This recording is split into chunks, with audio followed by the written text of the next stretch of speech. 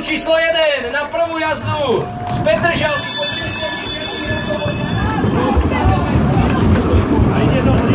A ďalší vagón, ak je plný, tak môže ísť, a ak nie je plný, tak ešte by sme mohli do ňoho nastúpiť. Zastavíme na znamenie a zistíme, či ešte môže niekto nastúpiť. Ak by ste ešte chceli pristúpiť, nech sa vám páči. Štáb televízie Markíza nezachytil, že novinári boli v prvom, takže idú do druhého. Je to plné? Tak pozor, toto je... Je tam indická vyťaženosť asi. Už nikto nevojde. OK, nech sa páči aj druhá električka číslo 1. A najbližšie od 20. hodiny. Vodič, zamávaj, užívaj si to troška.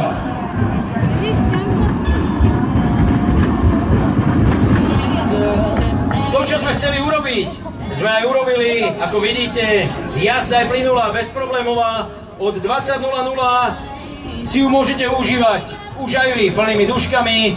Až do zajtrajšieho rána sa jazdí zdarma a zajtra potom podľa grafikonu pribudne aj linka číslo 3 do Rače.